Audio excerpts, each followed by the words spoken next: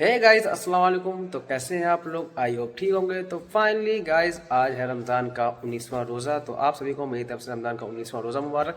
और अभी हम मदरसे गए थे, पर मदरसे में हमारे उमैर हाफिज़ जी तो चले गए हैं और नजीब भाई लोग भी नहीं थे, तो हमने कहा चलो डायरेक्ट चलते हैं हॉस्पिटल। अब मिलते हैं आप लोगों से वहीं। सो फाइनली गाइस हम हॉस्पिटल आ गए थे। और प्रवीण क्या हाल चाल? मस्त है। मस्त है। हम लोग का डेली सफ़र चलता रहता है कहीं ना कहीं का। अभी हो रहा है जोड़ का टाइम, चलते हैं नमाज़ पढ़ते हैं, फिर मिलते हैं आप लोगों से एक मस्जिद में। और कुछ कहना चाहोगे प्रवीण? क्या करें यार, गर्मी बहुत हो रही है। गर्मी तो बढ़ गई है, मगर कोई दिक्कत नहीं, ऐसे लगे पे कमरे में। चलिए मिलते डायरेक्ट मस्जिद में। सो फाइनली गाइस हम आ चुके हैं हॉस्पिटल से मस्जिद। और ये जो कि इसका कोई पार्टनर बेचारा अकेले खेल रहा है। क्या खेल रहा है अनस? खेल रहा है बॉल से, अकेले खेल रहा कोई नहीं है। और जो ये है शैतनवा यार, किसका डंडा है भाई? रख दो चुपचाप वो। हाँ रख दो, ना कोई मारेगा भी तुमको। तो तस्लीम अंदर माशाल्लाह पढ़ रहा है। और जल्दी आ गया था तो घर वाले तस्लीम को ढूंढ रहे थे। माशाल्लाह देख सकते हैं। तो ये आ चुका है फैजान। अभी जान देखा, जान दोगे ना तुम? जी। तो चलिए वजू करते हैं और मिलते हैं आप लोगों से नमाज में। हैया अलल फलाह।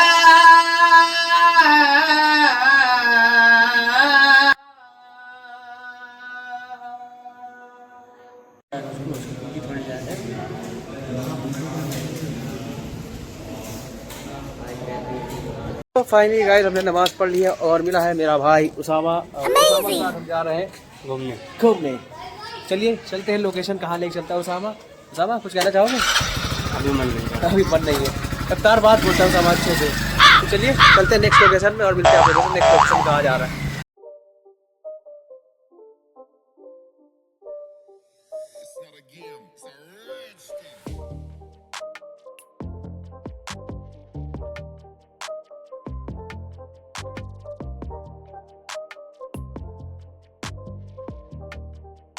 सो फाइनली गए हम गए थे फीस जमा करने, पर बोर्ड के एग्ज़ाम चल रहे हैं, इस वजह से बोले आज नहीं कल जमा होगी। तो चलिए कल आएंगे।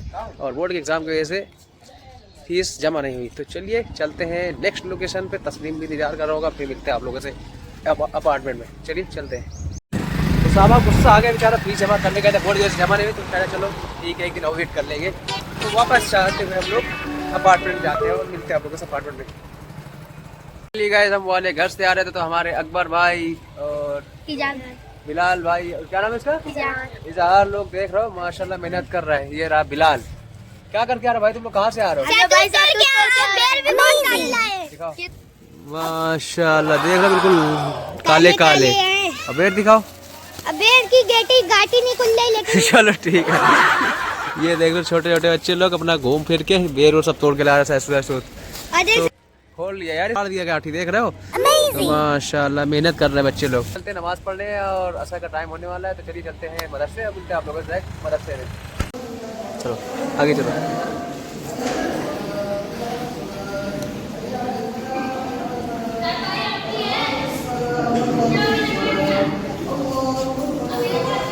तो फाइनली गाइस हमने असर की नमाज पढ़ ली है और हमारे साथ है मुकीम हाफिज जी। और हम लोग जा रहे हैं मैदान। और मैदान इसलिए जा रहे हैं कि हम लोग शायद मिल जाए कोई दातून तोड़ने के इरादे से हमारे मुकीम हाफिज जी जा रहे हैं। मिलेगा दातून? नहीं मिलेगा क्या? हाफिज जी क्या कहना चाहेंगे? मिलेगा। तुम चढ़ोगे भी नींद में? हाँ हम चढ़ेंगे। चलो आज मुकीम हाफिज जी तोड़ेंगे दातून। चलिए आज कहीं जाने का मौका नहीं मिला। आज कहीं जाने का मौका नहीं मिला, तो आज यहीं दातून तोड़ते हैं और मिलते हैं आप लोगों से नीम के पेड़ के पास। मुकीम हाफिज जी आ चुके हैं बाउंड्री के अंदर। अब दातून की नज़र जा रही कि कौन सी नीम में ज़्यादा सही दातून है। चारों तरफ अपनी आंखें फिराते हुए और आखिरकार डिसाइड किया कि ये नीम में चढ़ेंगे। बिस्मिल्लाह करो।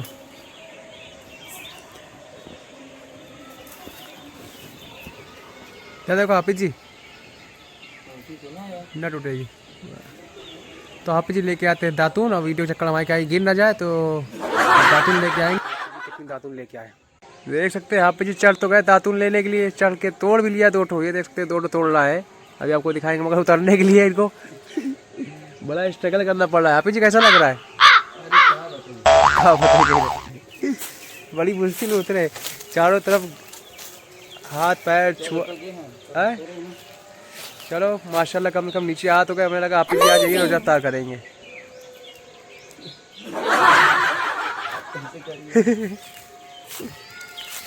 बोले धर्म संकट पड़ गया आप जी तो।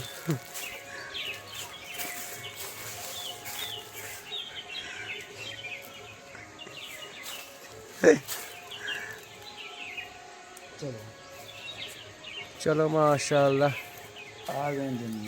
हाफिज जी आ गए। ये लो हाफिज अपनी दातुन पकड़ो। ये देखो हाफिज जी की मेहनत है। 2 दातुन तोड़े, दिखाओ दातुन तो दिखाओ। ये देख लो। और अब हम चलते हैं।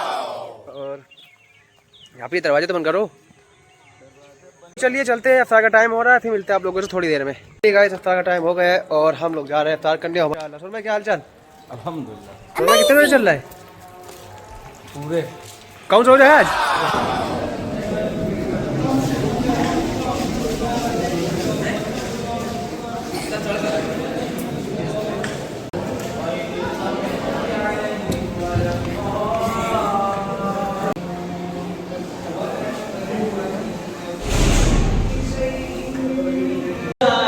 तो हमें फायदा होगा। इसी तरह से अल्लाह तबारक व तआला ने हमको किस तरह से चलना है, इसलिए अल्लाह ताला ने हमको कुरान नाज़िल किया।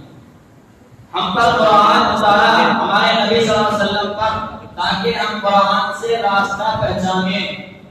अल्लाह तबारक व तआला ने कुरान में फरमाया ज़ालिकल किताबु ला रैब फीह। हम ये जो कुरान उतारा है, ये जो तुम्हारे सामने किताब है, हुदल लिल मुत्तकीन, तुम्हारे लिए हिदायत है। फिर अल्लाह तबारक व तआला सूरह फातिहा में फरमाते हैं इहदिना सिरातल मुस्तकीम, यही है सीधा रास्ता। इस किताब की तरफ मुखातब होकर फरमा रहे हैं, इसलिए इस किताब को सिर्फ किताब न समझा जाए। ये सिर्फ किताब नहीं है बल्कि किताबे हुदा है। ये किताब नहीं है बल्कि किताबे शिफा है। ये किताब नहीं है बल्कि किताबे रहमत है। ये किताब नहीं है बल्कि किताबे बरकत है। जब तक ये किताब इस रूए जमीन पर नहीं थी, चारों तरफ अंधेरा ही अंधेरा छाया हुआ था। जब ये किताब आई है तो अंधेरे उजाले में तब्दील हो गए।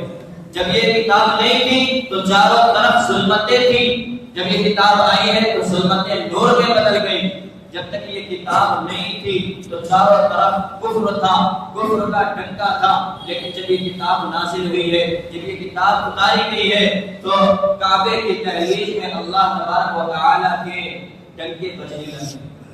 ये किताब बहुत आला किताब है। ये किताब जब तक नाज़िल नहीं हुई थी तो चारों तरफ जुल्मतें जुल्मत, चारों तरफ अंधेरा ही अंधेरा। लेकिन जब ये किताब आई है तो 23 साल में इस किताब ने ऐसा इनकलाब बर्पा किया, ऐसा इनकलाब बर्पा किया कि बड़े से बड़े फुसहा, उलमा, शुअरा सारे के सारे हैरान शक्कर रह गए। ये किताब, अब इस किताब को अल्लाह तबारक व तआला ने जब उतारा, फिर उसके बाद आपने फरमाया इन्ना नहनु नज़्ज़लना ज़िक्रा व इन्ना लहु लहाफ़िज़ून। ये जो किताब हमने उतारा है, इसके हम खुद मुहाफिज हैं। इसकी हिफाजत करने वाले अल्लाह तबारक व तआला खुद हैं। ये सुनकर यहूदियों ने सोचा कि अच्छा ये किताब कितनी मजबूत किताब है, इसके मुहाफिज खुद अल्लाह तबारक व तआला है। इस बात पर जालिमों ने क्या किया, फिर मंसूबे बड़े-बड़े मंसूबे इख्तियार किए, बड़े-बड़े मंसूबे इख्तियार किए। नाउज़ुबिल्लाह, कुरान को मिटाने की साजिशें की, अल्लाह के रसूल को मिटाने की साजिशें की। यहाँ तक कि आया है कि एक तो ऐसा मशहूर सल्लम को नाउज़ुबिल्लाह इस दुनिया से रुखसत करेगा। हज़रत उमर खड़े हुए, उस वक्त ईमान नहीं लाए थे। हज़रत उमर खड़े हुए और कहते हैं मैं नाउज़ुबिल्लाह अल्लाह के रसूल को इस दुनिया से रुखसत करूंगा, यानी मैं अल्लाह के रसूल को कत्ल करूंगा। और ये इरादा से उठे और नंगे तलवार ली और अल्लाह के रसूल के कत्ल के इरादे से चल दिए। आप जा रहे हैं, किस इरादे से जा रहे हैं कि नाउज़ुबिल्लाह आज हुज़ूर सल्लल्लाहु अलैहि वसल्लम को इस दुनिया से रुखसत कर देंगे। आप जा रहे हैं راستے میں حضرت سعد بن ابی وقاص رضی اللہ تعالی عنہ ملتے ہیں اور کہتے ہیں اے عمر کہاں جا رہے ہو؟ اتنے غصے میں نظر آ رہے ہو، آپ کا چہرہ بھی سیاہ نظر آ رہا ہے، تو کیا کہہ رہے ہیں؟ نعوذ باللہ آج حضور صلی اللہ علیہ وسلم کو اس دنیا سے رخصت کر دیں۔ یہ سننا تھا کہ حضرت سعد بن ابی وقاص کھڑے ہوئے اور کہتے ہیں کہ اے عمر تمہیں کیا ہو گیا ہے؟ تم بنو زہرا اور بنو عبد مناف سے کیسے مطمئن ہو گئے ہو؟ تمہیں معلوم نہیں ہے تم کس کی بات کرتے ہو؟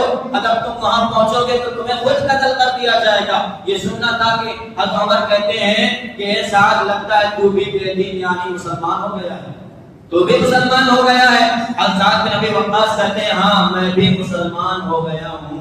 یہ سنتے ہی حضرت عمر نے اپنی تلوار کمان سے نکالی اور تلوار چلانے کے تھے کہ حضرت سعد بن ابی وقاص کہتے ہیں جا اپنے گھر کی خبر لے، آپ تیرے بہن اور بھائی دونوں ایمان میں داخل ہو گئے، دونوں مسلمان ہو گئے۔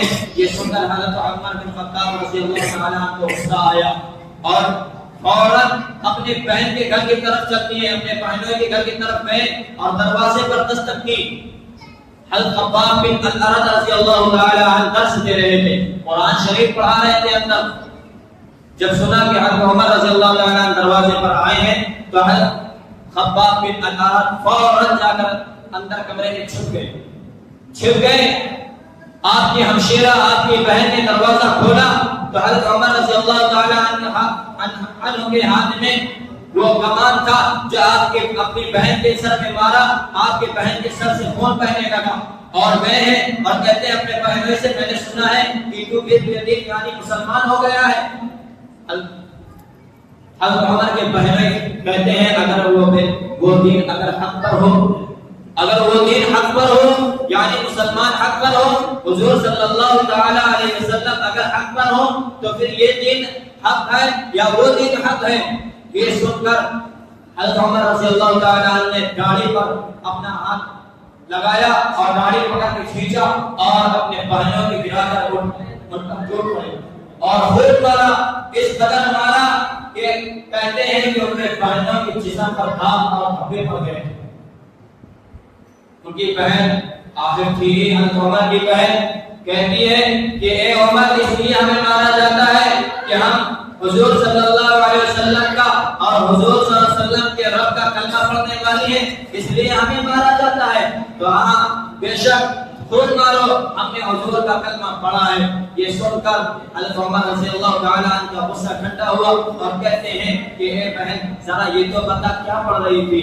دیکھا وہ صحیفہ سامنے رکھا تھا جو جلدی میں چھوڑ گیا تھا، تو کہتے ہیں کہ دکھا کیا پڑھ رہی تھی؟ ہم بھی پڑھیں۔ تو ان کی بہن کہتی ہے کہ تو ناپاک ہے، پہلے تو غسل کر پھر اس کو چھوڑ۔ ناپاک ہاتھ قرآن کو نہیں لگایا جاتا، ناپاک ہاتھ کتاب کو نہیں پکڑا جاتا۔ پھر ان کے بہنوں نے غسل کرایا، غسل کرا، پھر اس کے بعد آپ پڑھ رہے ہیں۔ حضرت عمر نے پڑھا ما انزلنا عليك القرآن لتشقى الا تذكرة لمن يخشى تنزيلا ممن خلق الارض والسماوات العلى الرحمن على العرش استوى۔ جب آپ الرحمن پر پہنچتے ہیں تو حضرت عمر کے روٹے کھڑے ہو جاتے ہیں، الرحمن على العرش استوى۔ پھر آپ جب پہنچتے ہیں اننی انا اللہ لا الہ الا انا فاعبدنی واقم الصلاة ذکری، تو حضرت عمر کے آنکھ سے آنسو بہنے لگتے ہیں اور کہتے ہیں کہ اے بہن اپنے بہنوں سے کہتے ہیں کہ مجھے فوراً حضور صلی اللہ علیہ وسلم کے قدموں پہ لے جا، مجھے بھی ایمان قبول کرنا۔ یہ ہے حضرت عمر رضی اللہ تعالی عنہ۔ آج انہیں کی شان پر انگلیاں اٹھائی جاتی ہیں۔ کیا انگلیاں اٹھ رہی ہیں کہ بھائی تراویح تو 8 رکعت سنتیں تھی، یہ 20 رکعت کہاں سے ہیں؟ تراویح اللہ کے رسول نے 8 رکعت پڑھی ہے، یہ 20 رکعت کہاں سے آئی؟ ابو داؤد شریف کی حدیث ہے کہ حضرت عمر رضی اللہ تعالی عنہ سے صحابہ نے فرمایا کہ اے عمر تم 20 رکعت کا اہتمام کہتے ہو، اللہ کے رسول نے تو کہا تھا کہ اپنے اپنے گھروں میں پڑھو۔ تو حضرت عمر کھڑے ہوئے اور کہتے ہیں صحابہ کرام سے تم خود بتاؤ کہ اللہ کے رسول نے 20 رکعت تراویح پڑھائی یا نہیں پڑھائی؟ صحابہ نے کہا پڑھائی۔ کتنے دن پڑھائی؟ 3 دن پڑھائی۔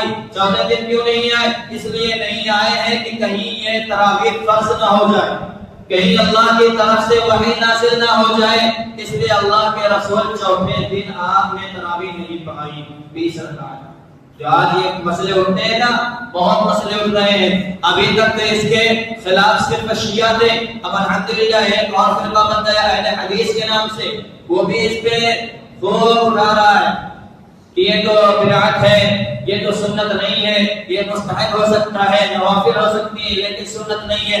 اللہ کے رسول کی حدیث کہ اللہ کے رسول نے 3 دن لگاتار 20 رکعت نماز پڑھائی ہے. چوتھے دن اس وجہ سے نہیں پڑھائی کہ کہیں یہ صحابہ کرام کا شوق و جذبہ دیکھ کر اللہ کی طرف سے وحی نازل نہ ہو جائے کہ یہ فرض ہو جائے، پھر آنے والے امت کو پریشانی ہو. آج ہم سے سنت نہیں ادا کیا جاتا، کاش اگر یہ فرض ہو جاتے تو پھر کیا ہوتا. سوچنے کی بات ہے. یہ صرف سنت موقدہ ہے. تو جب حضرت عمر نے کہا تو اللہ صحابہ کرام کھڑے ہوئے کہتے اللہ کے رسول نے کہا تھا کہ اپنے اپنے گھر میں پڑھو. تو حضرت عمر کھڑے ہوئے کہتے ہیں کس بات پر اللہ کے رسول نے گھر میں پڑھنے کی اجازت دی؟ صحابہ کرام وقت ہو کر کہنے لگے کہ اس وجہ سے کہا گیا کہ اپنے گھر میں پڑھو کہ کہیں فرض نہ ہو جائے. تو حضرت عمر کھڑے ہوئے اور کہتے ہیں کہ صحابہ کرام سے یہ بتائیے اب اللہ کے رسول موجود ہیں؟ اللہ کے رسول موجود ہیں؟ نہیں ہے. اللہ کے رسول کے بعد اب وحی آ سکتی ہے؟ نہیں. اللہ کے رسول آخری نبی ہے. ہمارے نبی کے بعد کوئی نبی نہیں آ سکتا. جب کوئی نبی نہیں آ سکتا تو کوئی وحی نہیں آ سکتی. جب کوئی وحی نہیں آ سکتی تو کیسے یہ سنت فرض ہوگی؟ اس لیے اللہ کے رسول کا اشارہ تھا کہ جب تک ہم موجود ہیں اپنے گھروں میں پڑھا جائے، جب ہماری وفات ہو جائے یا ہم چلے جائیں اس کے بعد پھر مسجد میں اپنے پڑھتے رہیں. یہ حضرت عمر کا قول ہے، ابو داؤد شریف کی حدیث ہے.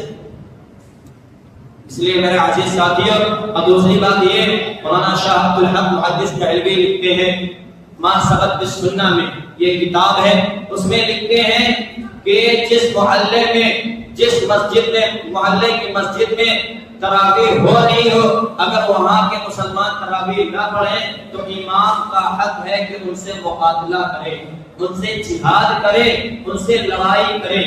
یہ تراویح کیوں نہیں پڑھی جا رہی؟ اور اس میں ایک بات خاص طور سے یاد رکھنے کی ہے، آج کل بہت عام ہو گیا ہے 8 دن کی تراویح یا 10 دن کی تراویح سن لیا پھر آزان چھٹی. نہیں، پورا قرآن کا سننا یہ الگ سنت ہے اور پورے رمضان شریف کی تراویح کا پڑھنا یہ الگ سنت ہے. یہ کہیں سے ثابت نہیں ہے کہ 8 دن کی تراویح ہو، 20 دن کی تراویح ہو، 10 دن کی. بس علماء اکرام نے اس کو اس لیے کیا کہ بہت سے بزنس مین ہیں، بہت سے لوگ ہیں جو ایک شہر سے دوسرے شہر جایا جاتا ہے، ایک قصبے سے دوسرے قصبے کی طرف جاتے ہیں بزنس کے لیے. تو ایسا نہ ہو کہ قرآن ناقص ہو جائے. معلوم چلا کہ ایک مسجد میں ایک پارہ، دوسرے میں دوسرا پارہ، تو قرآن ناقص نہ ہو جائے اس لیے بدرجہ مجبوراً اس کو 8 اور 10 دن کی قرار دی گئی، وہ بھی علماء کی طرف سے، نہ صحابہ کی طرف سے ہے نہ کوئی حدیث ہے اس کی. اس لیے میرے عزیز ساتھیوں 8 دن کی 10 دن کی آپ پڑھ رہے ہیں پڑھ لیں، لیکن یہ یاد رکھ لینا پورے رمضان کی تراویح سننا سنت مؤکدہ ہے، سنت مؤکدہ. دوسرے انا نحن نزلنا الذکر، اس کے بعد ایک حدیث میں حکمت تعالی آخری بات ہے کہ قرآن کا حق کیا ہے. قرآن کے 3 حقوق ہیں. پہلا حق کہ ہر مسلمان کا حق ہے کہ ہر روز کم از کم 3 سپارہ پڑھے. یہ قرآن کا حق ہے. اگر اتنا نہیں ہو سکتا ایک پڑھے، ایک نہیں آدھا پڑھے. اتنا بھی نہیں ہو سکتا تو کم از کم جب وہ صبح سو کر اٹھے تو کوئی کام اس وقت تک نہ کرے جب تک قرآن شریف نہ پڑھ لے. یہ پہلا حق ہے قرآن کا، یہ قرآن کا پہلا حق ہے. دوسرا حق کیا ہے؟ تفسیر پڑھیں، قرآن کا ترجمہ پڑھیں تاکہ ہمیں سمجھ میں آئے یہ قرآن یہ گائیڈ کس لیے اتاری گئی ہے، کیوں آئی ہے ہمارے زندگی میں، ہم سے کیا چاہتی ہے یہ قرآن، ہم قرآن سے کیا چاہتے ہیں یہ ہمیں سمجھ میں آئے. تیسری چیز کیا ہے؟ خیرکم من تعلم القرآن وعلمہ. اگر تم ایک بات بھی تم تک پہنچی ہے تو دوسروں تک پہنچاؤ. شیخ الہند رحمۃ اللہ علیہ فرماتے ہیں کہ جب مجھے جیل میں ڈالا گیا تقریباً آپ 1 سال جیل میں رہے. آپ فرماتے ہیں کہ رات کی تنہائی میں میں سوچتا رہا کہ آج چاروں طرف مسلمانوں پر سوال کیوں آ رہا ہے، مسلمان چاروں طرف پریشان حال کیوں ہیں؟ اس وقت 313 تھے، تب پورے غیروں پر مسلط تھے. آج ہم چاروں طرف مسلمان ہونے کے بعد آج ہم پر یہ مظالم کیوں ڈھائے جا رہے ہیں؟ کیوں ہم پر ستم ڈھائے جا رہے ہیں؟ آپ کہتے ہیں تنہائی میں میں سوچتے سوچتے جب میں پہنچا تو معلوم چلا کہ آج ہماری زندگی سے قرآن چھوڑ گیا. کیا چھوڑ گیا؟ قرآن چھوڑ گیا. پہلی چیز. اور دوسری چیز جو چھوٹا ہے ہمارے درمیان سے اتحاد چھوڑ گیا. اتحاد، اکتائی چھوڑ گئی. آج ہم فرقوں میں بٹ گئے.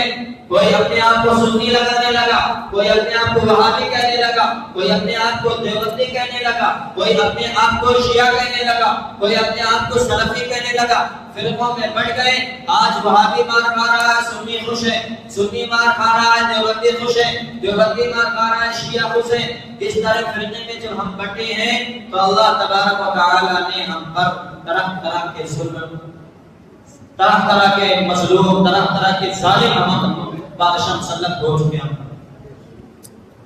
ہمیں سمجھنا چاہیے کہ جن کے پاس ارباب متفرقون، کہ چاروں طرف جن کے پاس ہزاروں بت بنے ہیں، ہزاروں رب ہیں، ہزاروں بت پوجنے والے، آج وہ ایک پلیٹ فارم میں جمع ہے. اور جن کے پاس ایک رب ہے، ایک اللہ ہے، ایک رسول ہے، ایک کتاب ہے، ایک اصول ہے، ایک شریعت ہے، آج ہم فرقوں میں بٹ گئے. علامہ اقبال کہتے ہیں منفعل ایک ہے اس قوم کے نقصان بھی ایک. حرم پاک کے قرآن بھی، حرم پاک بھی، کعبہ کے قرآن بھی ایک. کیا بڑی بات تھی ہوتے تو مسلمان بھی ایک. آج ہم ایک دوسرے کو کافر کافر کافر، اور ایک کافر بیچارہ جو ہم سارے مسلمانوں کو مسلمان سمجھتا ہے اور خوب طرح طرح کی پریشانی میں ڈالے ہوئے، طرح طرح کے ظالم مسلط ہیں ہم پر اور طرح طرح کے ظلم ہو رہے ہیں. اس لیے پہلی چیز قرآن کا حق جو ہے اس حق پر چلے، اور دوسرا اتحاد پیدا ہے. ہمارے اندر اگر اتحاد نہ ہوا تو جس طرح سے آج ہمارے اوپر ظلم ہو رہا ہے اس سے بھی زیادہ ہوگا. حضرت شیخ الہند فرماتے ہیں کہ سب سے بڑا جو آج ہم پر طرح طرح کے جو ظلم و ستم ہو رہے ہیں سب سے بڑا یہی ہے، فرق گرا ہے کہ قرآن چھوڑ گئی ہے اور دوسرا ہم فرقوں میں پڑ گئے ہیں. اللہ تعالی ہم سب کو عمل کرنے کی توفیق عطا فرمائے. اور جس طرح سے ہمارے بڑوں نے حق کہا ہے قرآن کا روز پڑھنے کی، تلاوت کرنے کی، اللہ تعالی کو تلاوت کرنے کی توفیق عطا فرمائے.